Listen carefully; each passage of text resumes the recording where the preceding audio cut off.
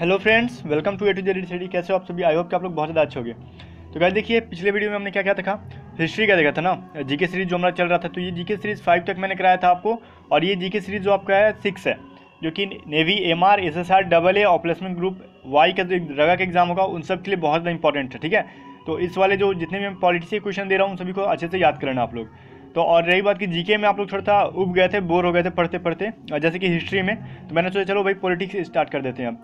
तो पॉलिटिक्स से कुछ क्वेश्चन है यहाँ पे हम कर लेते हैं। पहले स्टार्ट करते हैं हमारे भारतीय संविधान से। ठीक है, तो चलो। और हाँ, एक बात जो मैंने सीरीज 5 में जो था कुछ गलत बता दिया था आपको। एक्चुअली पीडीएफ बनाते वक्त मैंने गलती से लिख दिया था, ठीक है, और वही फिर मैंने आपको पढ़ा भी दिया, उसके लिए सॉरी। देखो मैंने क्या बताया था गलत वहाँ पे, कि जैसे कि मुझे लाल किला मैंने लिख दिया था, ठीक है, कुतुब मीनार की जगह मैंने लिख दिया था लाल किला जो है कुतुबुद्दीन ऐबक ने क्या किया था, निर्माण कराया था, उसका फाउंडेशन क्या किया था, उसको उसका नींव डाला था, मैंने बता दिया था आपको।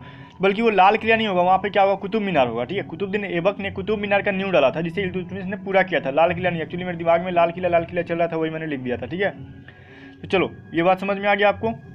अब यहाँ पे हम जीके सीरीज 6 में देखते हैं यहाँ पे क्या है। तो इससे हम स्टार्ट करते हैं। कोई भी जैसे हम डायनेस्टी पढ़ते थे उसके पहले क्या पढ़ते थे हम, कि उसका निर्माण किसने किया, उसकी स्थापना किसने की। उसी तरह से हम भारतीय संविधान के बारे में पढ़ेंगे तो ये पूछेंगे, ये पढ़ लेंगे कि इसका निर्माण कैसे हुआ, कितने खर्च है, कितने समय लगा, है ना। ये सभी चीज़ पहले हम पढ़ लेते हैं, उसके बाद हम धीरे धीरे चलेंगे। मैंने इस तरीके से इसको डिज़ाइन ही किया है कि आपको पढ़ने में उबाऊ नहीं लगेगा। ठीक है, ऐसे तो लूसेंट वगैरह लेकर पढ़ते हो तो थोड़ा बोरिंग लगेगा आपको। इसमें इंपॉर्टेंट चीज़ है, आपको बोरिंग भी नहीं लगेगा।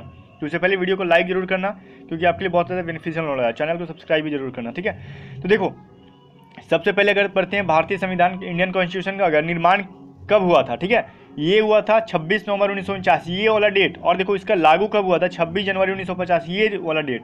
ठीक है, मोस्ट इंपॉर्टेंट क्वेश्चन है जो कि एग्जाम में आते हैं। ये दोनों डेट को जो है ना बहुत ज़्यादा याद करना अच्छे से।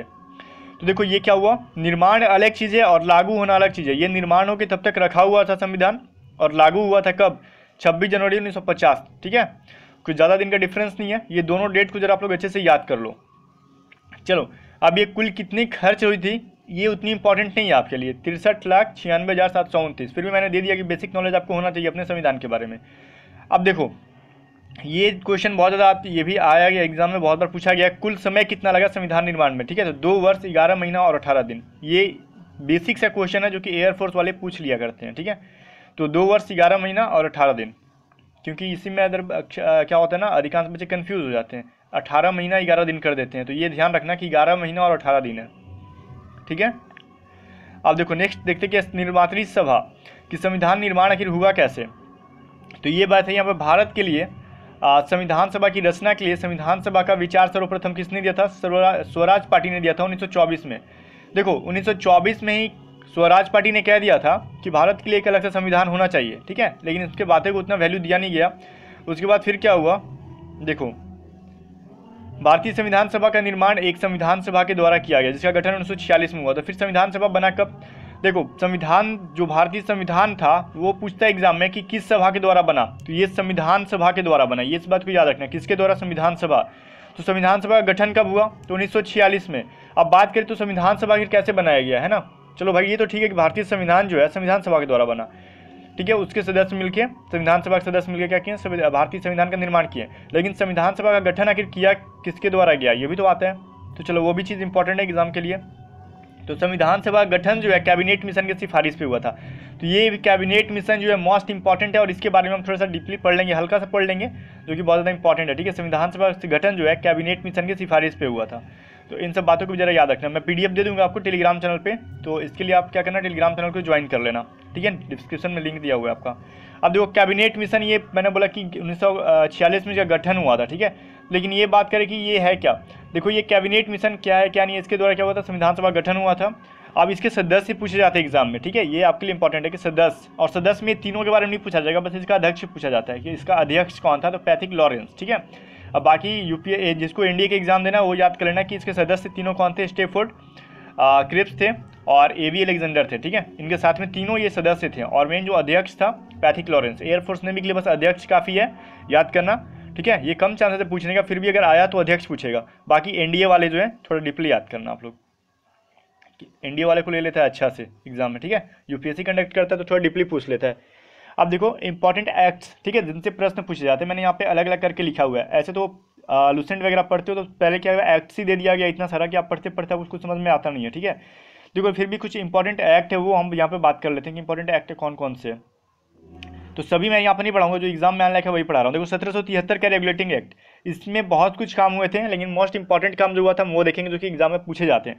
तो इसमें क्या हुआ था, बंगाल के गवर्नर को सर्वप्रथम गवर्नर जनरल कहा जाने लगा था। ये बात जो है मोस्ट इंपॉर्टेंट है कि किस एक्ट के तहत बंगाल के गवर्नर को बंगाल के गवर्नर जनरल कहा गया। अब देखो ये किसका गवर्नर जनरल बना, ये बंगाल का ही गवर्नर जनरल कहा गया था, पूरे भारत का नहीं, ठीक है। इसलिए सिर्फ बंगाल का प्रथम गवर्नर जनरल था, ठीक है, गवर्नर जनरल था, वारेन हेस्टिंग्स था, लेकिन पूरे भारत का पूरा प्रथम गवर्नर जनरल कौन था, ये कमेंट करके आप मुझे बताओ, ठीक है। लूसेंट विविध पढ़ते हो ना, उसका मिसलेनियस पढ़े हो ना, चलो बताओ पूरे भारत का प्रथम गवर्नर जनरल कौन था, ठीक है। चलो अब ये जो यहाँ पे देखो बी नंबर जो है 1774 ईस्वी में कलकत्ता, आपको दिख रहा है यहाँ पे 1 मिनट,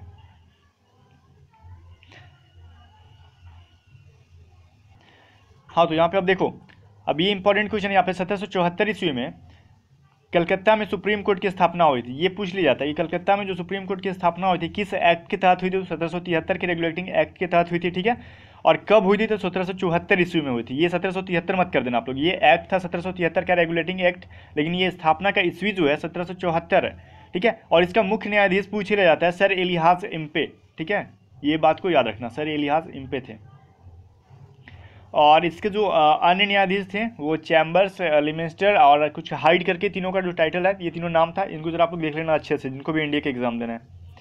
अब देखो कुछ 20 वर्षीय चार्टर एक्ट हैं, तो ये पूछ लिया जाता है ना, ऐसे नहीं पूछा जाता कि बताओ 20 वर्षीय चार्टर एक्ट कौन कौन थे, मतलब ये 4 ऑप्शन रहेगा, ठीक है, 4 ऑप्शन में पूछेगा, यही चारों जो है 20 वर्षीय चार्टर एक्ट था, तो इनमें से किसी एक के बारे में दे देगा, ठीक है। जैसे कि मान लो 1773 भी ऑप्शन में रह जाएगा, बाकी 1909 भी रह जाएगा, 1919 भी रह जाएगा, ठीक है, बात समझ में आया आपको।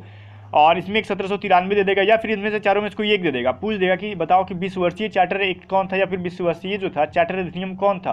तो याद करो कि ये चारों जो हैं 20 वर्षीय चार्टर एक्ट थे, ठीक है।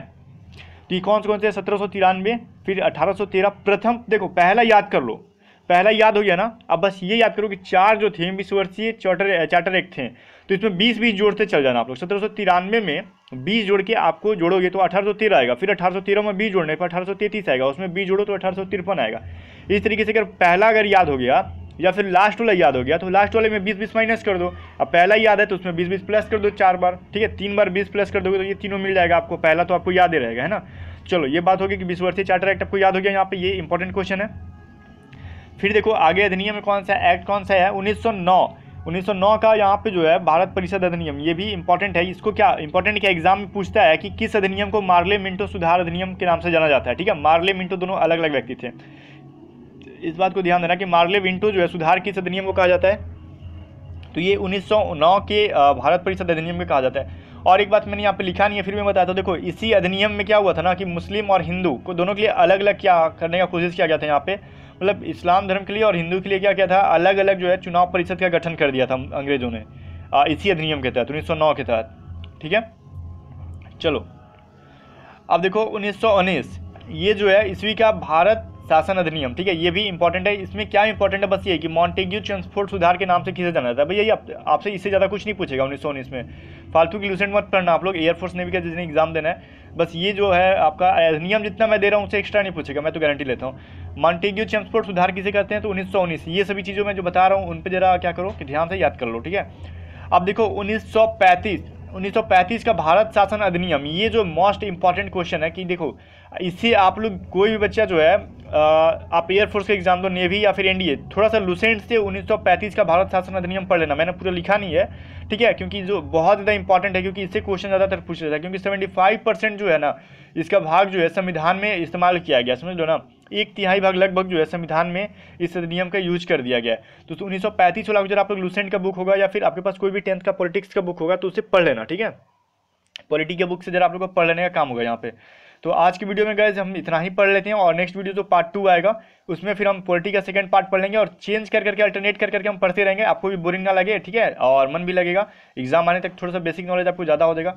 चलो, और जितने भी मैंने क्वेश्चन बताया यहाँ पे आप थोड़ा इसको रिपीट करके जरा देखते रहना, या फिर नोट्स बना लो या फिर पीडीएफ लेकर डाउनलोड कर लो, ठीक है। पीडीएफ से जरा होगा, एग्जाम से पहले एक बार जरूर इसे पढ़ के आप लोग याद करेंगे, ठीक है। चलो best of luck, good bye, और इसी तरीके से आप लोग याद करते रहो, और वीडियो को लाइक जरूर करना, चैनल को सब्सक्राइब जरूर करना, ठीक है। चलो बाय।